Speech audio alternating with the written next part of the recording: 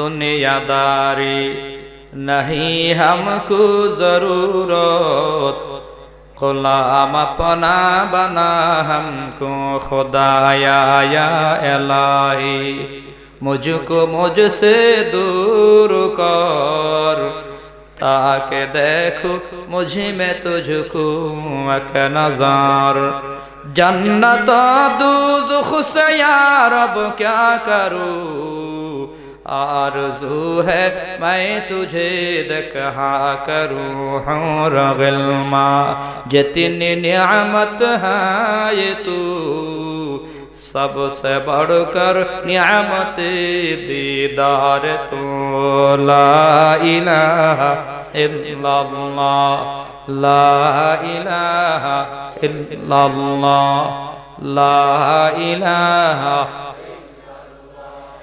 ला इलाहा इल्लल्लाह मुहम्मदुर रसूलुल्लाह सल्लल्लाहु अलैहि वसल्लम। अल्हम्दुलिल्लाह।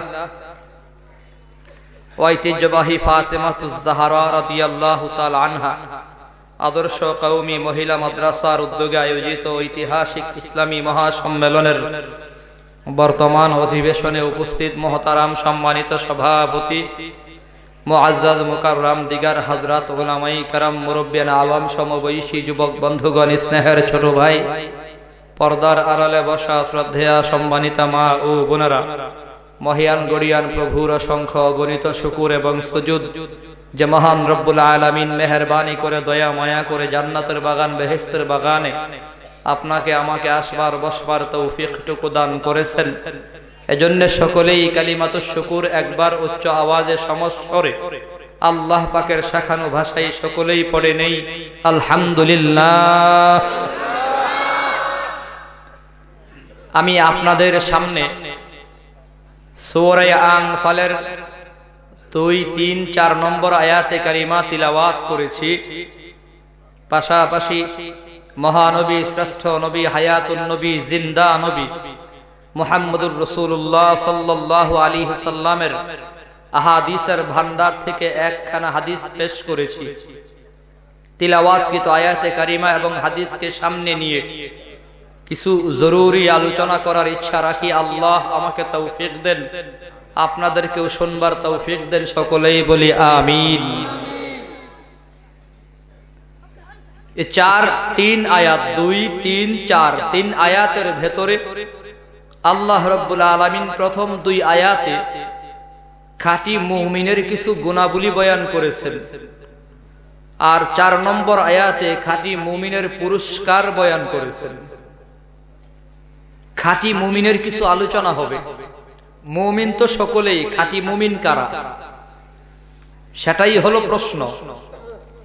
মুমিনের তো অভাব নেই, খাঁটি মুমিনের অভাব। বাজারে ঘিয়ের অভাব নাই, খাঁটি ঘিয়ের অভাব, ঠিক কিনা ভাই? আরে মাইয়ার তো অভাব নাই, বউয়ের অভাব। হ্যাঁ, স্কুল কলেজে অনেক মাইয়া দেখা যায়, ছেলেটারে বিয়ে করাবে, ছেলের বাপ বউ তালাশ করে পায় না। 1 গ্রাম 10 গ্রাম ঘুরে, 1 ইউনিয়ন 10 ইউনিয়ন ঘুরে, এলাকার ভিতর কাউকেই পছন্দ হয় না। উল্টাটাও আছে, ছেলের অভাব নাই, মাগার ভালো জামাইয়ের অভাব। আলহামদুলিল্লাহ, আজকের মাহফিলে অনেক ভালো জামাই তৈরি হয়ে গেছে। আলহামদুলিল্লাহ। কান মিয়া, আরে আমার আগে যিনি বয়ান করেছেন জামাই তৈরি করে গেছেন। ছেলের তো অভাব নাই, ভালো ছেলের অভাব। মেয়ের অভাব নাই, ভালো মেয়ের অভাব। মুমিনের অভাব নাই, খাঁটি মুমিনের অভাব। সবাই মুমিন, তবে সবাই খাঁটি মুমিন নয়। আমরা সকলেই বাঙালি, যেহেতু বাংলাদেশে আমাদের জন্ম, কিন্তু সবাই খাঁটি বাঙালি নয়। 2-1 জন আলবদরও আছে, বুঝেন নাই? আলবদর রাজাকার, মুক্তিযুদ্ধের দুশ্মন, স্বাধীনতার দুশ্মন, যারা মুক্তিযুদ্ধের সময় মা বোনদের দর্শনের সুযোগ করেছে, মুসলমানদের ঘর বাড়িতে আগুন দেওয়ার সুযোগ করে দিয়েছে, অবশ্যই এরা যুদ্ধ অপরাধী। আর এমন যুদ্ধ অপরাধী যদি প্রমাণ হয়, সে যত বড় কিছু হোক না কেন তাকে ফাঁসি দিতেই হবে, এখানে বাধা দেওয়ার কোনো সুযোগ নেই। কথা বলুন ঠিক কিনা? তবে দাড়িওয়ালা দেখলেই আপনি রাজাকার বলবেন, টুপিওয়ালা দেখলেই রাজাকার বলবেন, কোরআন হাদিসের বয়ান করবে এ কারণেই রাজাকার বলবেন, তাফসীর কারককে আপনি রাজাকার বলবেন, শুধুমাত্র প্রতিহিংসাবশত টুপি দাড়িওয়ালা আলেম ওলামা কোরআন হাদিসের বয়ান করেনেওয়ালা এই মানুষগুলাকে দেখলেই যারা রাজাকার বলে সম্বোধন করে, দাড়ি দেখলেই যারা রাজাকার বলে, টুপি দেখলেই যারা রাজাকার বলে, ইসলামী আন্দোলন করে বলেই রাজাকার বলে, আল্লাহর কসম এরা হলো রাজাকারের ঘরের রাজাকার। কথা বলুন ঠিক কিনা? বুঝাইতে পারলাম না বোধহয়। যে যুদ্ধ অপরাধী, যে মা বোনকে দর্শন করেছে তার ফাঁসি হবে, এখানে কোনো বাধা নাই, ইসলাম সমর্থন। কথা বলুন ঠিক কিনা? অতএব ভাইয়ের আমার, বুঝার চেষ্টা করবেন। সবাই বাঙালি না, খাঁটি বাঙালি সবাই না, কিছু ভেজাল বাঙালি আছে না নাই? কথা কোন আছে না নাই? বেজার হন নাকি আবার? কই মুমিনের ভিতরেও কিছু ভেজাল মুমিন আছে, খাঁটি মুমিন সবাই না। সবাই কি খাঁটি মুমিন? আমি নিজে দেখছি অনেক মুমিন আছে মসজিদে নামাজ পড়ে, তাসবিহ তাহলিল আদায় করে, সুন্দর দাড়িও আছে, কোনো কাজ কাম নাই, সারাদিন ইবাদতের ভিতর সময় কাটায়। জিজ্ঞাসা করি মুরব্বী বাবা, সারাদিন মসজিদের ভেতরে থাকেন, কাজ কাম নাই? কই হুজুর টেনশন নাই, দীর্ঘ সময় চাকরি করেছি, সরকারি চাকরি থেকে পেনশন পেয়ে 30 লক্ষ টাকা ব্যাংকের ভেতরে হান্দাইয়া দিছি, প্রতি মাসে 30,000 টাকা লাভ গুনি, এই লাভের টাকা দিয়া সংসার চালায়। আমি তো বলি, আরে বাবা তুমি যত বড় নামাজি হও না কেন, তুমি তো টপ লেভেলের একজন সুদখোর। এমন সুদখোর আছে না নাই? আরে দাড়িওয়ালা টুপিওয়ালা সুদ খাইতেছো, ভাবসাব দেখলে বোঝা যায় উনি জান্নাত থেকে বেড়ায়া কয়েকদিন জান্নাতে থাইকা আমাদেরকে দেখার জন্য আসছে।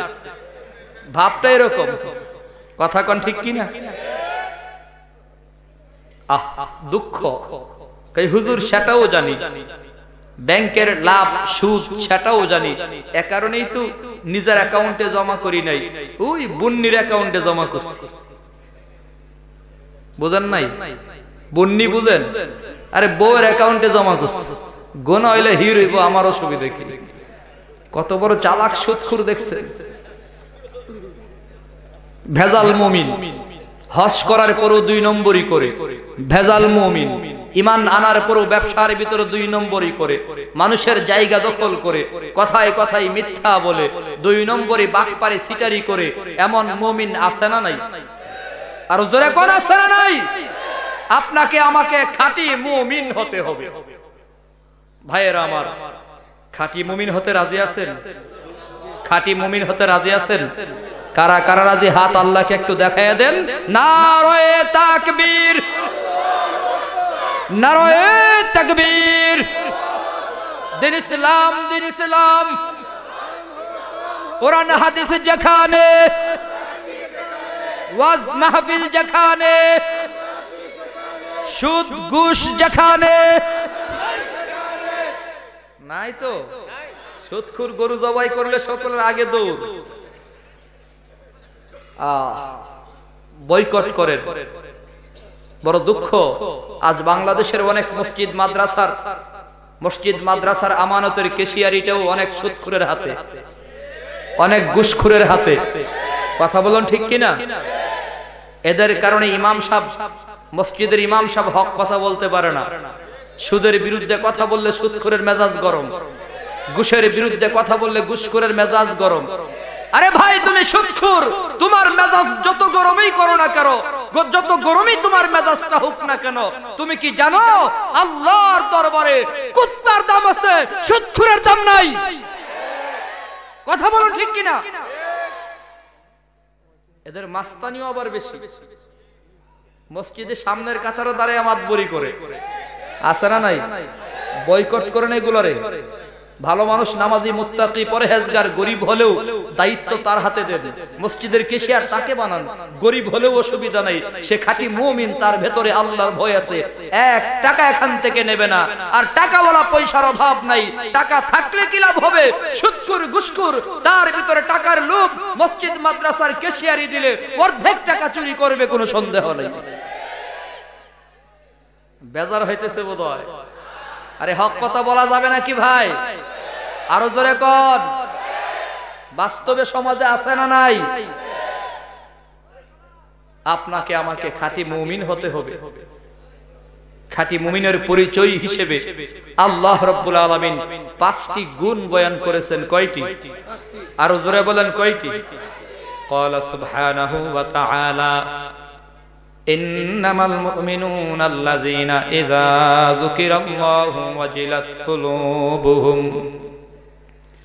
আল্লাহ রাব্বুল আলামিন বলেন, নিশ্চয়ই খাঁটি মুমিন যারা হবে, 1 নম্বর গুণ, ইযা যুকিরাল্লাহু ওয়াজিলাত কুলুবুহুম, যখন যুকিরাল্লাহ, যিকরুল্লাহ, আল্লাহর জিকির শুনবে, অন্তর থরথর করে কাঁপতে থাকবে। যিকরুল্লাহ, আল্লাহর জিকির অন্তরটারে থরথর করে কাঁপিয়ে তুলবে। মসজিদের মিনারায় মুয়াজ্জিন আল্লাহু আকবার, আল্লাহু আকবার, আল্লাহু আকবার, আল্লাহু আকবার 4 বার বলেছে। এরপরে বলেছে আশহাদু আল্লা ইলাহা ইল্লাল্লাহ, এরপরে আশহাদু আন্না মুহাম্মাদুর রাসূলুল্লাহ 2 বার করে বলেছে। এরপরে বলেছে হাইয়া আলাস সালাহ, আসো নামাজের দিকে আসো। আল্লাহ সকলের বড় কথাটা বলে এরপরে বলছে নামাজের দিকে আসো। আল্লাহু আকবার বান্দা, আল্লাহ সকলের বড়, নামাজের দিকে আসো। দোকান তুমি বন্ধ করিয়া দাও, রিকশা তুমি বন্ধ করিয়া দাও, সিএনজি তুমি বন্ধ করিয়া দাও, ব্যবসা বাণিজ্য বন্ধ করিয়া দাও। এরে বান্দা, তুমি কি জানো আল্লাহু আকবার অর্থ হলো আল্লাহ সবচেয়ে, আরো জোরে কন, আল্লাহ সকলের বড় না ছোট, আরো জোরে কন। কাবীর শব্দের অর্থ হলো বড়, আকবার শব্দের অর্থ হলো সবচেয়ে বড়। এর মানে হলো আল্লাহর সমান পর্যন্ত কেউ নাই। কুল হুয়াল্লাহু আহাদ আল্লাহুস সামাদ লাম ইয়ালিদ ওয়া লাম ইউলাদ ওয়া লাম ইয়াকুল লাহু কুফুয়ান আহাদ।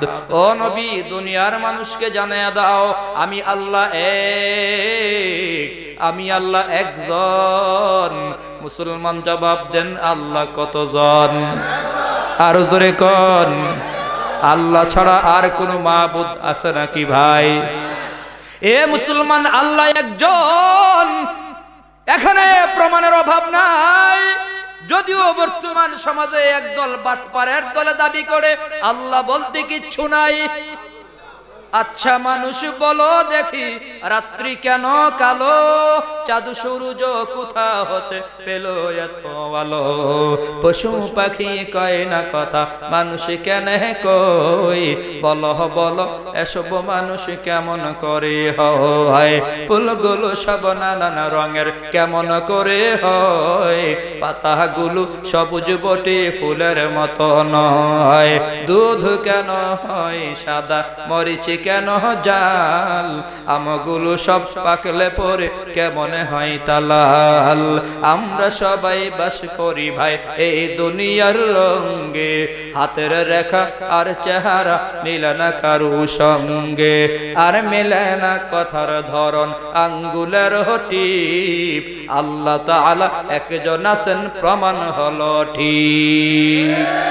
আর জোরে এখন ঠিক কিনা? এ সবাই বলেন ঠিক কিনা?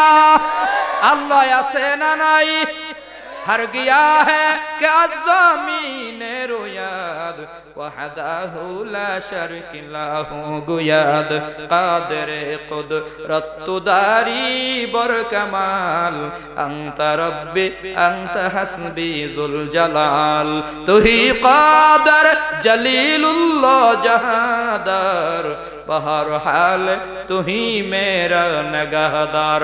আল্লাহ যেখানে আছে সেখানে কোন পীর বাবাকে সেজদা করা যাবে? আরো জোরে কোন? সেজদার মালিক কে?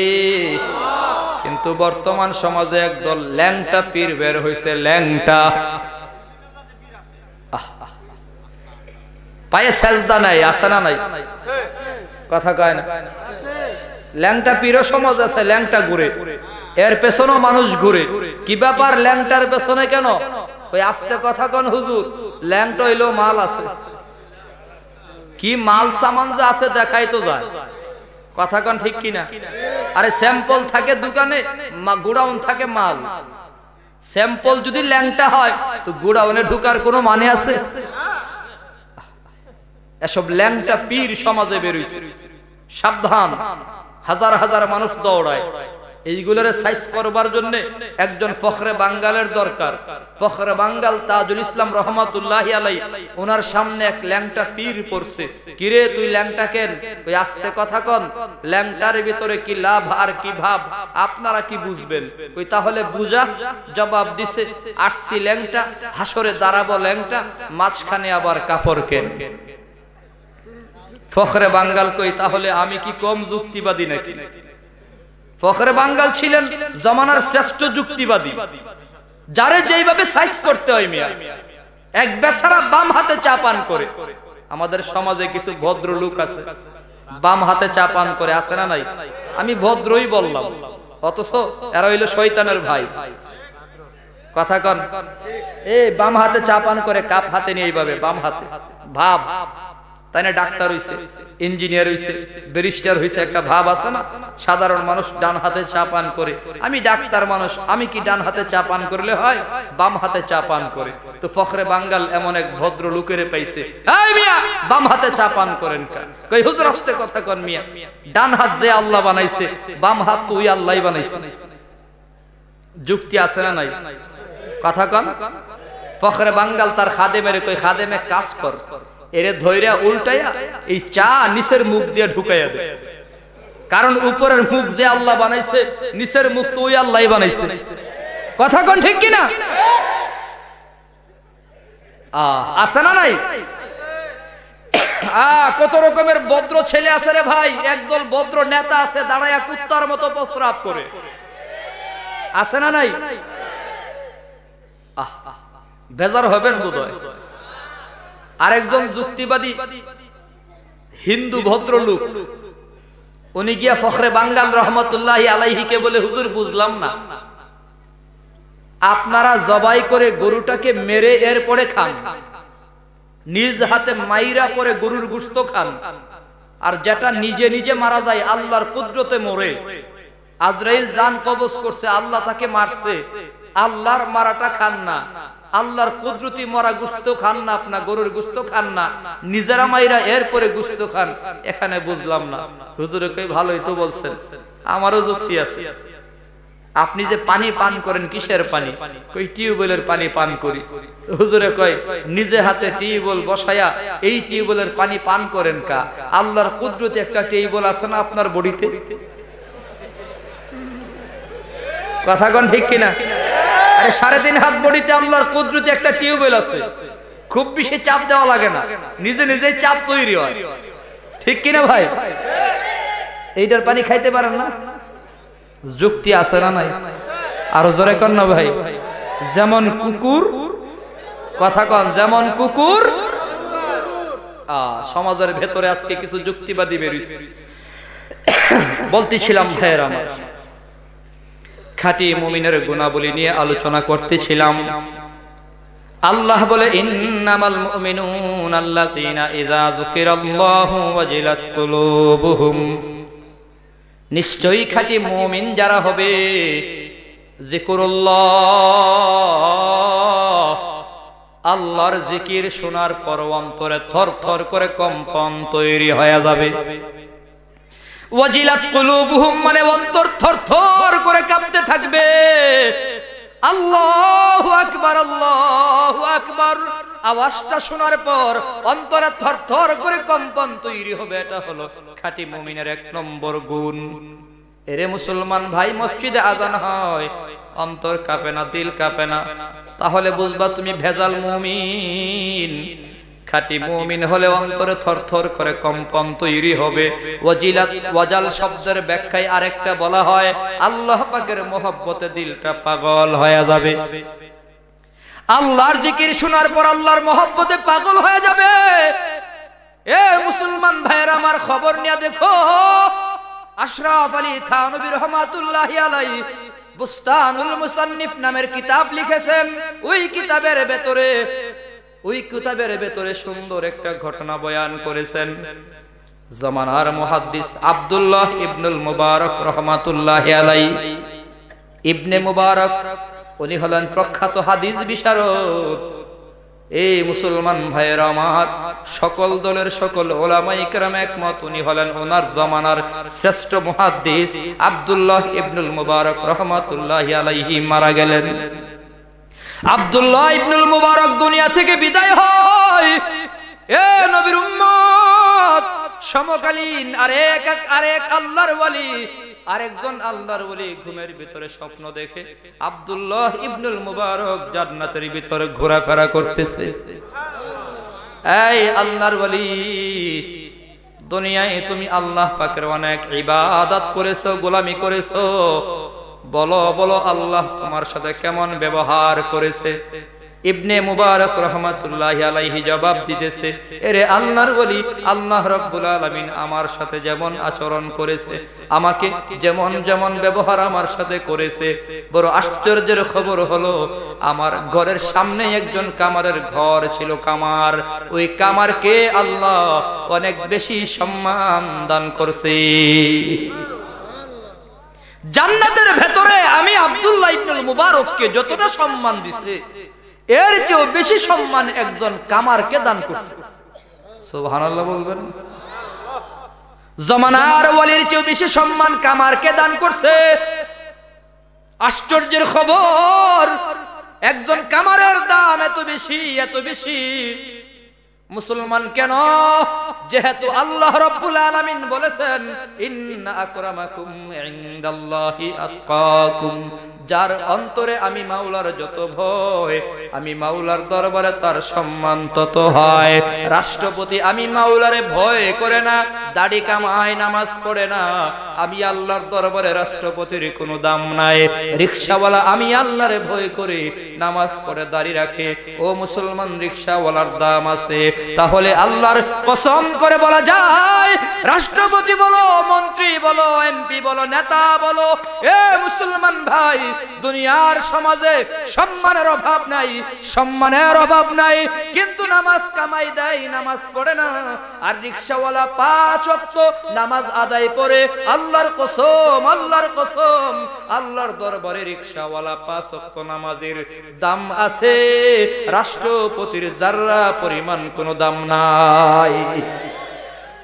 मकबूल तू मगर शाज है, काबिल तू बहुत है, मकबूल तू मगर शाज है, काबिल तू बहुत है, आईना पे मानंदे तू नहीं, दिल तू बहुत है, आईना पे मानंदे तू नहीं, दिल तू बहुत है। तौफीक से होती है या नियामत के खजीना, हर मर्द की तौक़त के पर है निशाना, हर मर्द की तौक़त के पर है निशाना। एक चश्मे ज़दन गाफिल शाह नबाशी, शायद के नगाह कुनदा गाह नबाशी, शायद के नगाह कुनदा गाह नबाशी। मादर दो जहां गैर खुदा यार नदारे, जुज़ियात खुदा ही चे दिगर कारे नदारे जुज़ियात खुदा ही चे दिगर कारे नदारे किशर आमारा बहादुरी किशर अहंकार किशर आमारा बहादुरी किशर अहंकार दम फुराले माटिर नीचे बंद होबे द्वार दम फुराले माटिर नीचे बंद होबे द्वार के जाबे रे पश्चिम देशेर पालतुला ओई नाई এই দুনিয়ার সবাই যাব থাকবো না কেউ ভাই এই দুনিয়ার সবাই যাব থাকবো না কেউ ভাই আমি যাব তুমি যাবে যাবে প্রিয়জন আমি যাব তুমি যাবে যাবে প্রিয়জন আশা যাওয়ার চলছে খেলা থাকবে পড়ে ধন আশা যাওয়ার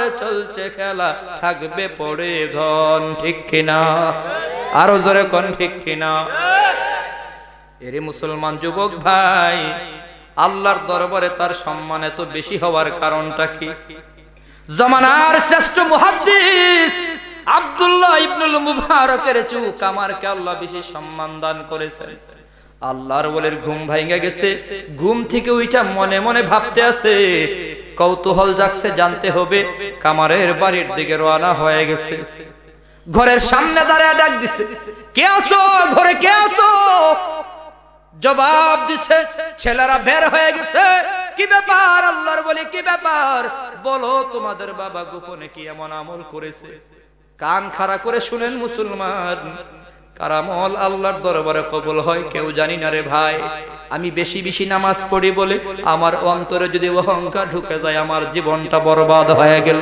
আমি বেশি বেশি রোজা রাখি বলে অহংকার যদি ঢুকে যায় আমার আমলটা বরবাদ হয়ে গেল আমি বেশি বেশি জিকির করি বলে অহংকার যদি ঢুকে যায় আমার আমলটা বরবাদ হয়ে গেল আমল নিয়ে অহংকার করা যাবে না কারণ আমল করার তৌফিকটাও কে দেয় আরো জোরে বলেন কে দেয় ওই আল্লাহ বড় বলে বলে নামাজের দিকে ডাকতেছে তোমার অন্তরে ভয় ঢুকে নাই খবর নিয়ে দেখো আল্লাহর ওলি জিজ্ঞাসা করে বাবারা তোমাদের বাবা এমন গোপনে কি আমল করতো বলো ওই আমাদের জানা নাই আমাদের মাকে প্রশ্ন করলে বলা হয় মাকে জিজ্ঞাসা করা হয় ঠিক আছে মা পর্দার আড়ালে দাঁড়িয়ে দাঁড়িয়ে মহিলা জবাব দেয় ও মা বলো তুমি বলো তোমার স্বামী এমন কি গোপন আমল করেছে মহিলা আশ্চর্যের গোপন আমল পেশ করেছে রে ভাই আল্লাহর ওলি আমার স্বামীর গোপন আমল ছিল দুইটা এক নম্বর আমার স্বামীর গোপন আমল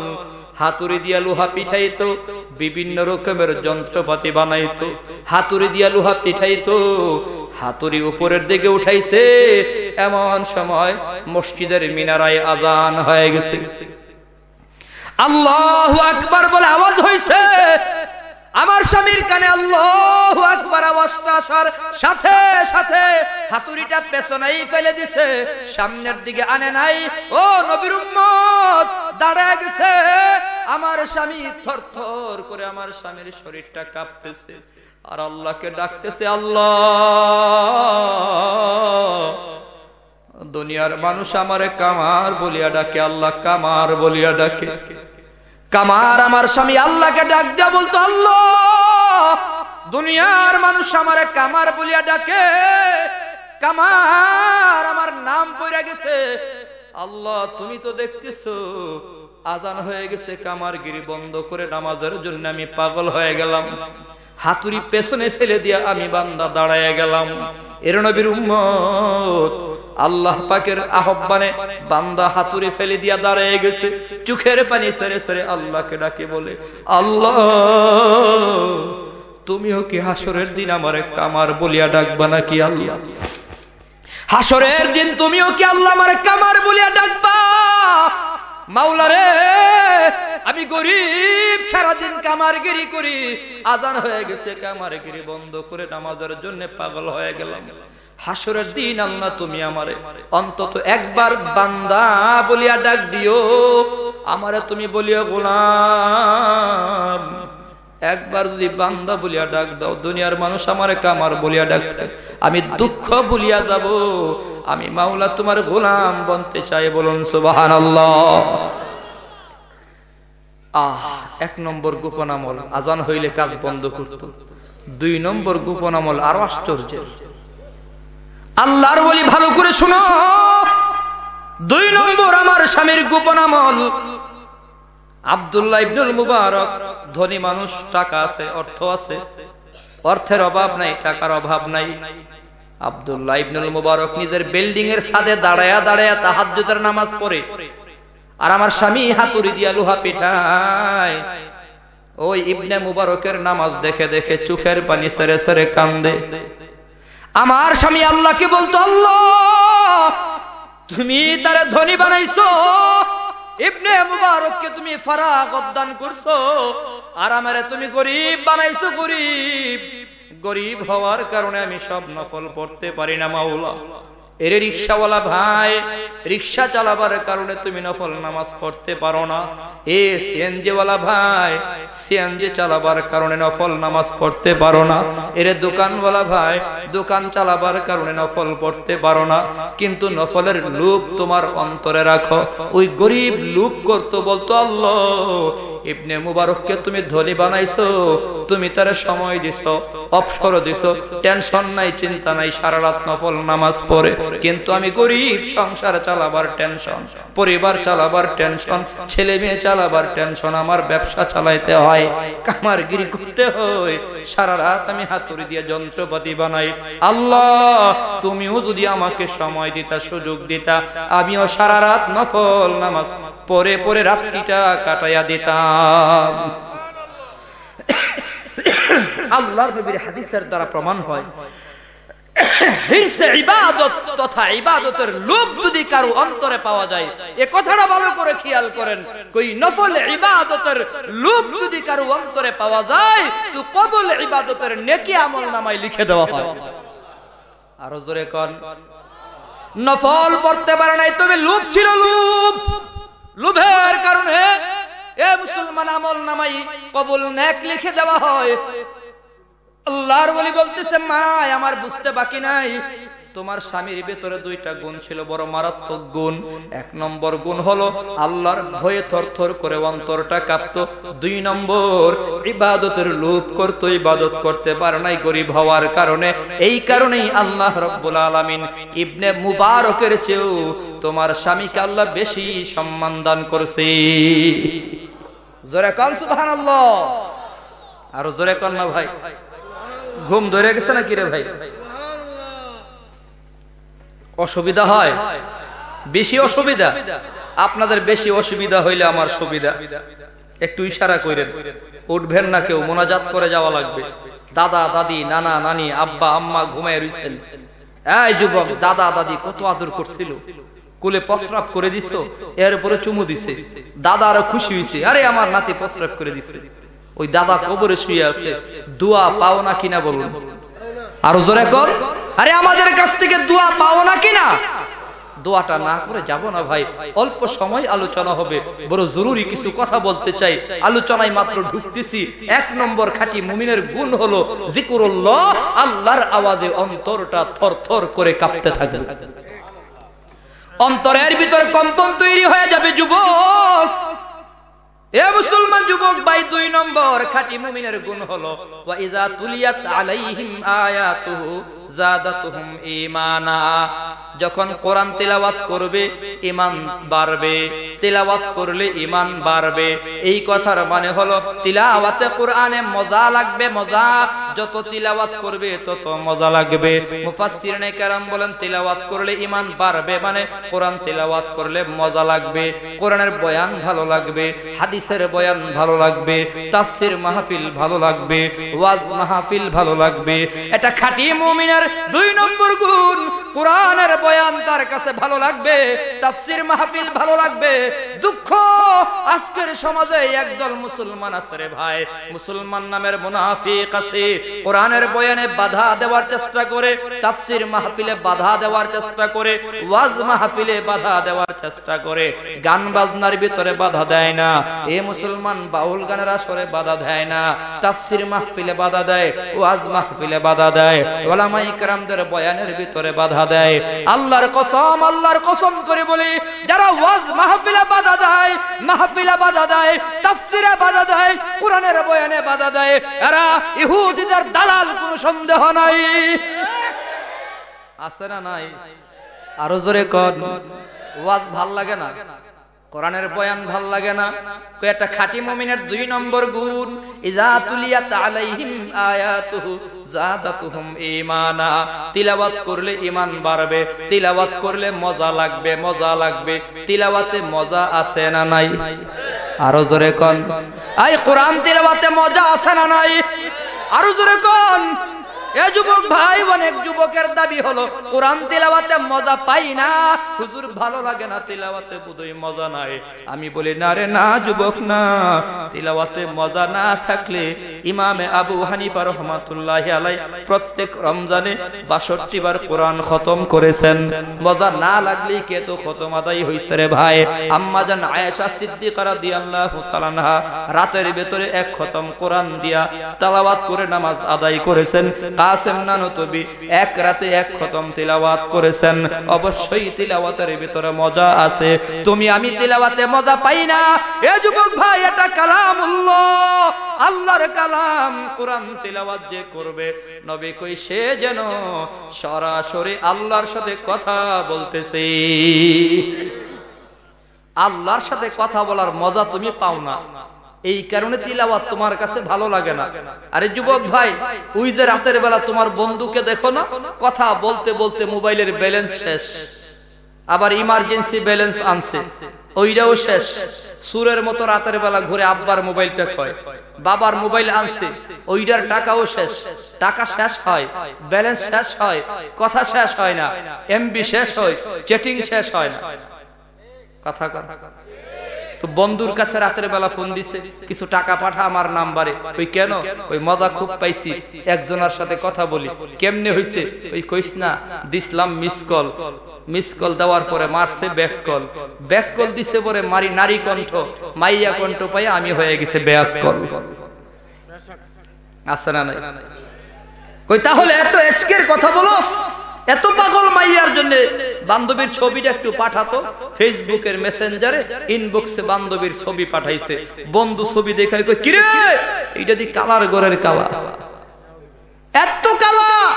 কই কইস না, কালা হইলো জব্বর বালা, না দেখলি লাগে বড় জ্বালা। কথা না কইলে রাত ফুরায় না, ঠিক কিনা যুবক ভাই? আরে এমন কিছু যুবক আছে না নাই? কথা কন আছে না নাই? এ যুবক ভাই, সারা রাত কথা বলে সময় কাটায় দাও। এ যুবক, মাইয়ার সাথে কথা বলে এত মজা পাইছো, আমার মাওলার কালামের সাথে কালাম তেলাওয়াত করে মাওলার সাথে কথা বলার মজা তুমি পাইবা। যদি মজা পায়া যাইবা, ওই দিন কোরআন তিলাওয়াত তোমার কাছে ভালো লাগবে। এ মুসলমান ভাই, কারণে বেশি বেশি করে তিলাওয়াত করো, কোরআন তিলাওয়াতের ভিতরে বেশি বেশি সময় দাও। দুঃখ, আজকের মুসলমানের ঘরের ভিতরে তিলাওয়াতে কোরআন নাই। ছোট বাচ্চা সূরা ফাতিহা পড়তে পারে না, অথচ গানে সুর ভালো করেই জানি। তেরি মেরি মেরি তেরি, গান প্রেম কাহানি হে মুশকিল। এখন আবার নতুন গান হইছে, ছোট ছোট বাচ্চারা গান গায়, মধু খয় খয় আরে বিষ খাওয়াইলা, গান গাই ছেলেরা। এই কথা কোন ঠিক কিনা ভাই? গানের সুর দিতে পারে, কোরআন তিলাওয়াত করতে জানে না। দুঃখ, মুসলমানের সন্তান কোরআন তিলাওয়াত করতে পারে না। এ মুসলমান, কোরআন তিলাওয়াতের বিনিময়ে আল্লাহর পক্ষ থেকে রহমত নাজিল হয়। ইয়া কালামে জিন্দা কুরআন হাকিম, হিকমতে ও লা ইয়াজালাসতু কাদিম, জামিউল ইলমি ফিল কুরআন হাকিম, তাকাসার আনহু আফহামুর রিজালি। অতএব মুসলমান ভাইয়ের আমার, পায়ে ধরে বলবো, বেশি বেশি করে কোরআন তেলাওয়াত করব। কোরআন তেলাওয়াত হলো মুমিনের 2 নম্বর, খাঁটি মুমিনের 2 নম্বর গুণ। 3 নম্বর গুণ হলো ওয়া আলা রাব্বিহিম ইয়াতাওয়াক্কালুন। খাঁটি মুমিন ভরসা করবে একমাত্র কার উপর? আরো জোরে কোন। এই মহব্বতে বলেন, কার উপর? ওয়া আলা রাব্বিহিম ইয়াতাওয়াক্কালুন। খাঁটি মুমিন ভরসা করবে একমাত্র আল্লাহর উপর। আল্লাহর উপর ভরসা করবে, টেনশন নাই, চিন্তা নাই, ভয় নাই, ভীতি নাই। আমার মাওলা আছে, আমার কোনো টেনশন নাই, চিন্তা নাই। খাঁটি মুমিনের ভরসা হবে আল্লাহর উপর। 4 নম্বর, আল্লাযীনা ইউকিমুনাস সালাহ, আল্লাযীনা ইউকিমুনাস সালাহ। খাঁটি মুমিন 5 ওয়াক্ত নামাজ জামাতে আদায় করবে। আকিমুস সালার 1 নম্বর ব্যাখ্যা হলো যথা নিয়মে যথা সময়ে নামাজ আদায় করবে। 2 নম্বর ব্যাখ্যা হলো নিজে নামাজ পড়বে, পরিবার পরিজনকে নামাজের কথা বলবে, নিজে নামাজ পড়বে, আশপাশকে নামাজের দাওয়াত দেবে।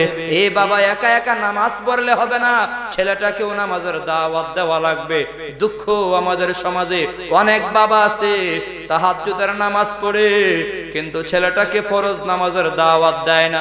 ফজরের সময় ছেলে ঘুমায়, বাপ নামাজে যায়, ছেলেটাকে নামাজে নেয় না। আল্লাহর কসম, আল্লাহর কসম, এই ছেলেটা বাবার নামে মামলা করে দেবে। মুসলমান বাবারা, ভাইয়েরা আমার, নিজে নামাজ পড়া লাগবে, আরেকজনকে নামাজের দাওয়াত দেওয়া লাগবে।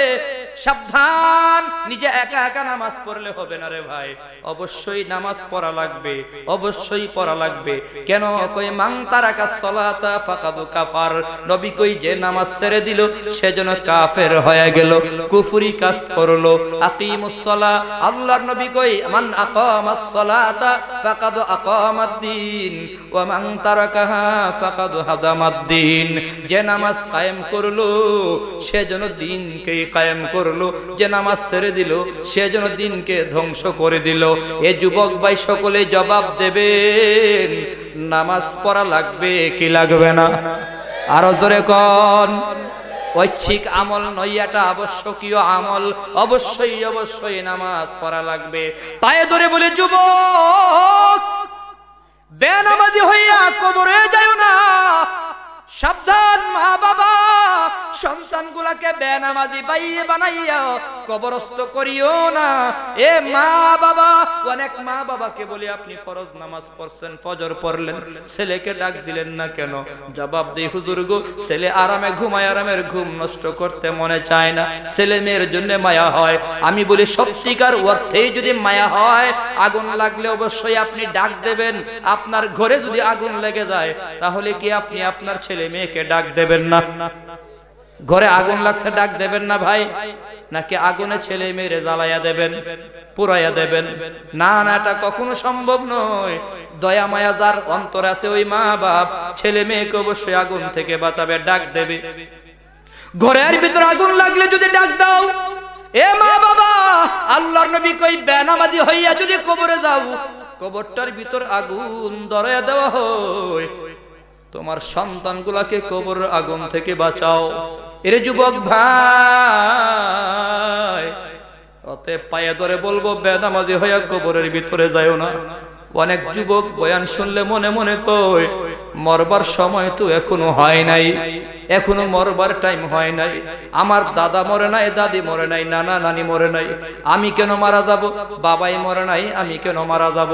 এ মুসলমান, সবাই বুঝলে জানলে জবাব দিবেন, দুনিয়ায় আসবার সিরিয়াল আছে, যাওয়ার কোন সিরিয়াল আছে নাকি? আরো জোরে কোন। কখন মরবো, কোথায় মরবো কেউ জানি নাকি? দুনিয়ার কেউ জানে না রে ভাই, কখন কার কোথায় মরণ হবে। দাদার আগে নাতির মরণ হয়, বাবার আগে ছেলের মরণ হয়। যুবক ভাই, তুমি জানো না তোমার কখন মরণ হবে? পায়ে ধরে বলবো, যুবক, তোমাদের জন্য বাস্তব একটা ঘটনা শোনাই। ওই যে আশুলিয়ার গার্মেন্টস এর খবর তোমরা জানছো বোধহয়, কয়েক বছর আগের খবর। গার্মেন্টস এর ভিতরে আগুন লাগা গেছিল, আগুনের খবর।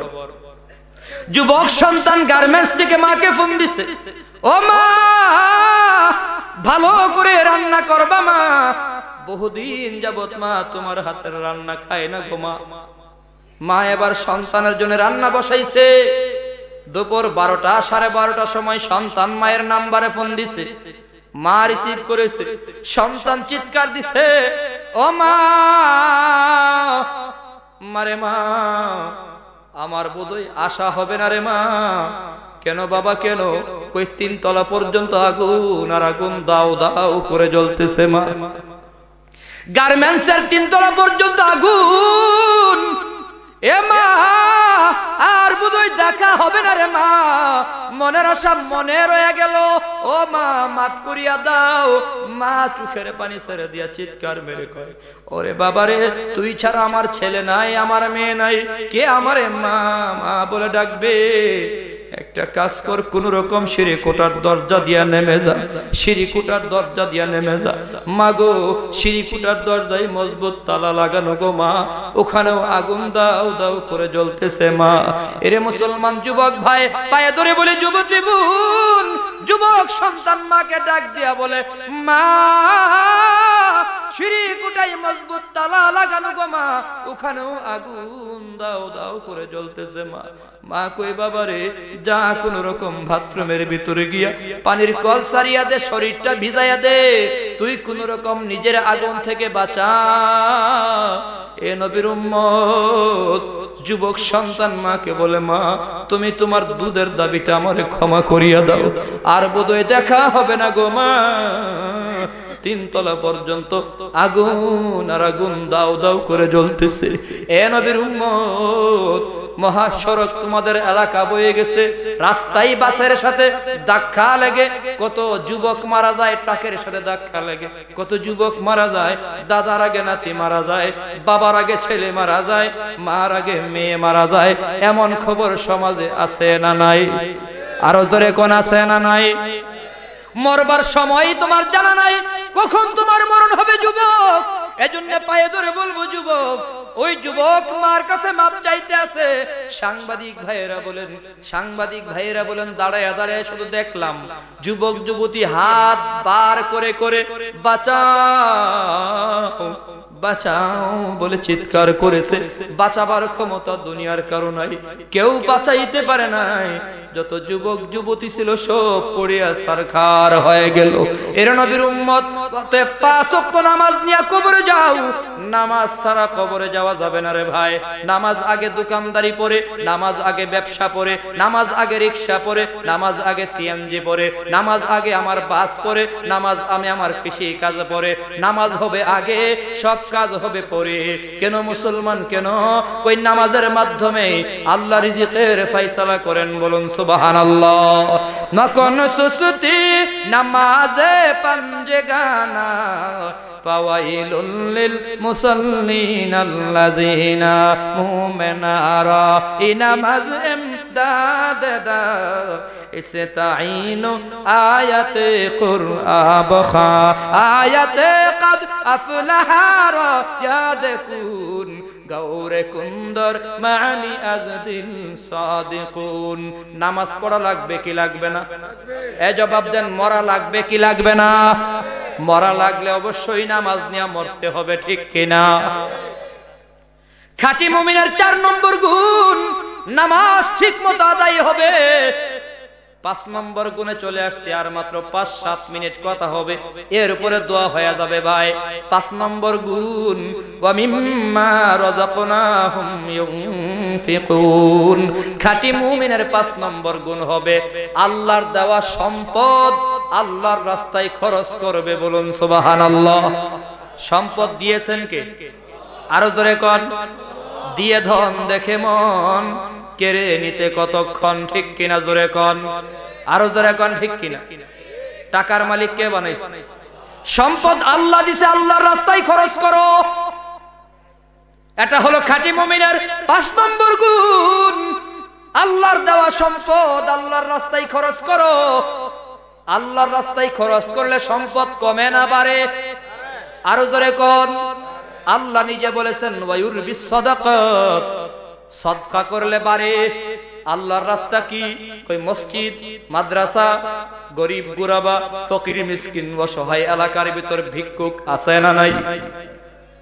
গরিব হলো আল্লাহর রাস্তা। আজকে সমাজের ভিতর অনেক ধনী মানুষ গরিবরে মানুষই মনে করে না, কথা কোন ঠিক কিনা? আরে ভাই, গরিব হইল আল্লাহর রাস্তা। নবী কই, গরিব যখন হাত বাড়াইছে, গরিবের হাতের নিচে আল্লাহ হাত বাড়াইয়া দিছে। গরিবরে দিলেই আল্লাহকে দেওয়া হয়। অনেক ধনী বাবা আছে, গরিবের মানুষ মনে করে না। আমার জানা মতো অনেক টাকাওয়ালা ভাই আছে, মায়ের নামে জিয়াফত করে, বাবার নামে খরচ করে, গরু জবাই করে, খানার আয়োজন করে এলাকার গরিব মানুষগুলোরে বেশি বেশি দাওয়াত দেওয়ার কথা। কিন্তু দুঃখ, সুদখোর, ঘুষখোর, মদখোর, গাঁজাখোর, দানসুর, গমসুর গুলারে এনে এনে চেয়ারে বসানো হয়, আর গরিব মানুষগুলাকে মাটিতে বসায়া দেওয়া হয়। আরো জোরে কোন ঠিক কিনা? আরে ভাই আছে না নাই? গরিবের কোনো মূল্যায়ন নাই। আহারে টাকাওয়ালা ভাই, তুমি মজার মজার খাবার খাইতেছো, আর তোমার পাশের বাড়ি কত গরিব খাবারের অভাবে কাঁদতেছে, তোমার ঘরের মজার খাবারের গ্রানে গরিবের ছেলে মেয়েরা কাঁদতেছে। তুমি কি জানো? বনি আদম আল্লাহর দরবারে জবাব দেওয়া লাগবে। এ মুসলমান, এক ধনী বাবা নিজের মাইয়াকে বিবাহ দেবে। আমাদের সমাজে এই রেওয়াজ চালু আছে, মাইয়ারে বিবাহ দেবে, এলাকার সব মানুষদের দাওয়াত দেওয়া হয়, ধনী ধনী মানুষদের দাওয়াত দেওয়া হয়। পাশের বাড়ি গরিব রিকশাওয়ালার ঘরে দাওয়াত দেয় নাই, এমন রেওয়াজ সমাজে আছে না নাই? মাইয়ারে বিবাহ দেবে, গরিবের দাওয়াত দেয় না কেন? ওই গরিব তো বকশিশ দিতে পারবে না। এ টাকাওয়ালা ভাই, তোমার বাড়িতে গরুর গোশত রান্না করা হয়, মুরগির রোস্ট করা হয়, মাছ ভাজি করা হয়। ও টাকাওয়ালা ভাই, তুমি কি জানো তোমার ঘরের খাবারের গ্রাম রিকশাওয়ালার ঘরেও চলে গেছে? রিকশাওয়ালার ছোট দুইটা বাচ্চা মাকে ডাক দিয়া বলে, মা আজকে গোশত ছাড়া খাবো না গো মা। ধনী চাচার বাড়িতে গোশতের গ্রান পায়া গোশত খাইতে চায়। রিকশাওয়ালার বউ চোখের পানি ছেড়ে দিয়া কান্দে। ঠান্ডা বাতার তরকারি যা আছে দিয়া কই, বাবারা তোমরা খেয়ে নাও। ছোট বাচ্চাগুলো না না খাবো না গো মা, আজকে গোশত ছাড়া খাবো না গো মা। চোখের পানি ছেড়ে ছেড়ে কান্দে। এ মুসলমান রিকশাওয়ালার বউ সান্ত্বনার বাণী শোনায় কয়, বাবারা তোমাদের বাবা বিকাল বেলা বাড়ি আসবে, গোশত নিয়ে আসবে, রান্না করে খাওয়াবো। সান্ত্বনার বাণী পায়া ছোট সন্তান গুলা ঘুমায়া যায়। বিকাল বেলা রিকশাওয়ালা ভাই গ্যারেজে রিকশাটা জমা দিয়া বাড়ি আসছে। দরজায় নক করছে, বিবি দরজা খুলছে। বিবির চোখের কোটায় পানি দেখা জিজ্ঞাসা করে, এই বিবি কি ব্যাপার, কি ব্যাপার, তোর চোখের কোটায় কেন পানি দেখা যায়? এ মুসলমান ভাইরা আমার, মহিলা কই, স্বামী আমার গরিব মা বাবার ঘরে জন্ম নিলাম, গরিব স্বামীর সংসারে বউ হয়ে আসলাম। খাই না খাই, অন্তরে কোনো আঘাত নাই, কোনো কষ্ট নাই, কোনো ব্যথা নাই। ও স্বামী আমার, আজকে এত ব্যথা পাইছি, জীবনে এত ব্যথা পাই নাই, এত কষ্ট পাই নাই। কেন বিবি, কেন কেন? ওই যে ধনী চাচার বাড়িতে গোশতের গ্রান পায়া ছোট বাচ্চাগুলা গোশত খাইতে চাইছিল, আমাদেরকে দাওয়াত দেয় নাই। আমি সান্ত্বনার বাণী শোনায় ঘুম পাড়াইয়া দিলাম। স্বামী আর স্ত্রীর ভিতরে কথা হয়, ছোট বাচ্চাগুলা আওয়াজ পাইয়া ঘুম ভেঙে গেছে। রিকশাওয়ালা বাবার লুঙ্গি ধরে কান্দে, বলে, বাবা তুমি নাকি গোশত আনবার কথা গো বাবা। এ টাকাওয়ালা ভাই, এলাকার ধনী টাকাওয়ালা ভাই, তোমার ঘরের মজার খাবারের গ্রান পায় কত গরিব কাঁদছে, তুমি কি জানো? ছোট বাচ্চাগুলা বাবার লুঙ্গি ধরে কান্দে, বলে, বাবা তুমি নাকি গোশত আনবার কথা, আমাদেরকে মা রান্না করে খাওয়াবে ওয়াদা করেছে। রিকশাওয়ালা চোখের পানি ছেড়ে দিয়া কান্দে আর বলে, আল্লাহ আমারে তুমি গরিব বানাইছো, আল্লাহ ধনী তুমি বানাইছো, গরিব তুমি বানাইছো, মানুষের উপর মানুষকে প্রাধান্য মাওলা তুমি দান করছো। আজ গরিব হওয়ার কারণে আমাকে দাওয়াত দেয় নাই, অন্তরে কোনো দুঃখ নাই। আমার ছোট ছোট বাচ্চাগুলাকে যদি দাওয়াত দিত, তাহলে আমার কলিজা ঠান্ডা হয়ে যাইত। এ নবীর উম্মত, মজার মজার খাবার খাইতে আসো, গরিবের কান্দাইয়া। আল্লাহর কসম, আল্লাহর কসম, তুমি মজার খাবার খাও নাই, যেন তুমি জাহান্নামের আগুন গিলছ। কথা কোন ঠিক কিনা? এলাকায় গরিব দুঃখী অসহায় আছে না নাই? সম্পদ দিয়েছেন কে? আরো জোরে বলেন কে? আল্লাহর দেওয়া সম্পদ আল্লাহর রাস্তায় খরচ করা লাগবে। এই যে মাদ্রাসা, এটা হলো আল্লাহর রাস্তা। মাদ্রাসায় কিছু দান ও খয়রাত করা, সম্পদ দিয়েছেন কে? এখন আল্লাহর ক্ষমতা আছে কিনা গরিব বানায়া দেওয়া? এ দুনিয়া মিছে বলে ভাই, শুধু আশার খেলা ঘর। চোখ বুঝিলে দেখিবি রে মন, কে আপন আর কে বাপর। কোথা হতে আগমন, কোথা যেতে হবে রে, কে আনিল কি কারণে জানা নাই ভবেতে। নদীর পার ভাঙে উপার গড়ে, এই তো নদীর খেলা। সকাল বেলার ধনীর তুই, ফকির সন্ধ্যা বেলা। পায়ে ধরে বলি যুবক, সম্পদ দিয়েছেন আল্লাহ। ও টাকাওয়ালা বাবা, সম্পদ দিয়েছেন আল্লাহ। আল্লাহর রাস্তায় খরচ করো। আল্লাহর ক্ষমতা আছে এখন গরিব বানায় দেওয়ার ক্ষমতা আছে না নাই? আরো জোরে কোন আছে না নাই? অতএব আল্লাহর দেওয়া সম্পদ আল্লাহর রাস্তায় খরচ করো। এটা হলো খাঁটি মুমিনের 5 গুণ। এই 5টি গুণ যারা অর্জন করবে, আল্লাহ কয় উলাইকা হুমুল মুমিনুনা হাক্কা, এরাই হবে হক্কানি মুমিন, খাঁটি মুমিন। এরাই হবে বিশুদ্ধ মুমিন, পরিশুদ্ধ মুমিন। খাঁটি মুমিন এরাই হয়ে যাবে। এদের জন্য আল্লাহ রাব্বুল আলামিন 3টি পুরস্কার বয়ান করেছেন। 1 নম্বর লাহুম দারাজাতুন ইনদা রাব্বিহিম, এদের সম্মান আল্লাহর কাছে সবচেয়ে বেশি হয়ে যাবে। 2 নম্বর ওয়া মাগফিরা, আল্লাহ জীবনের সব গুনাহ মাফ করে দেবে। 3 নম্বর রিজকুন কারীম, 3 নম্বর হলো আল্লাহ সম্মানের রিজিক দান করবে। বলুন সুবহানাল্লাহ। খাঁটি মুমিনের 5 গুণ। কয় গুণ? আরো জোরে বলেন, কয় গুণ? খুব বেশি টায়ার, অসুস্থ শরীর, আসলে ক্লান্ত হয়ে গেছি সফরে। যাই হোক ভাইয়ের আমার, খাঁটি মুমিনের 5টি গুণ বলতেছিলাম। 1 নম্বর গুণ হলো আল্লাহর জিকিরে অন্তর থরথর করে কাঁপতে থাকবে। 2 নম্বর কোরআন তিলাওয়াতে ঈমান বাড়বে, মজা বাড়বে। 3 নম্বরে খাঁটি মুমিন ভরসা করবে আল্লাহর উপর। 4 নম্বর খাঁটি মুমিন পাক্কা নামাজি হয়ে যাবে। 5 নম্বরে আল্লাহর দেওয়া সম্পদ আল্লাহর রাস্তায় খরচ করবে। এই 5টি গুণ যারা অর্জন করবে, এদের জন্য 3 পুরস্কার। 1 নম্বর এদের সম্মান আল্লাহর দরবারে সবচেয়ে বেশি হয়ে যাবে। 2 নম্বর জীবনের গুনাহ মাফ হয়ে যাবে। 3 নম্বর রিজকুন কারীম, সম্মানের রিজিক আল্লাহ দান করবেন। সম্মানের রিজিক কোনটা এটা বুঝাবার জন্য সোজা ভাষায়, বাংলা ভাষায় একটা উদাহরণ দেই আপনাদের। এলাকার সর্দার সাহেব নিজের মাইয়াকে বিবাহ দেবেন। বিয়ের অনুষ্ঠানে আপনাকে দাওয়াত দেয়, ইমাম সাহেবেরও দাওয়াত দেয়, দেয় কিনা? আরো জোরে কোন, কথা কয় না। আরে দেয় কিনা ভাই? আপনি দাওয়াত খাইয়া 1000 টাকা বকশিশ দিছেন, আর ইমাম সাহেব বকশিশ দেয় নাই, উল্টার ইমাম সাহেবের একটা লুঙ্গি দিছে। কই নেন হুজুর একটা লুঙ্গি। আরে কেন কেন? কই আমার মায়ের পরাইছে। আরো 1000 টাকা বকশিশ ইমাম সাহেবের পকেটে যাইতা ভরে দিছে। কই খায়াও যায়, লয়াও যায়, এর নাম হইল হুজুর। কথা কোন ঠিক কিনা? আরে বদনাম হয় না? কই খায়াও যায়, লয়াও যায়, কই মানুষ খাওয়ায়ও দেয়, দিয়াও দেয়, এর নাম হইল রিজকুন কারীম, সম্মানের রিজিক। বলুন সুবহানাল্লাহ।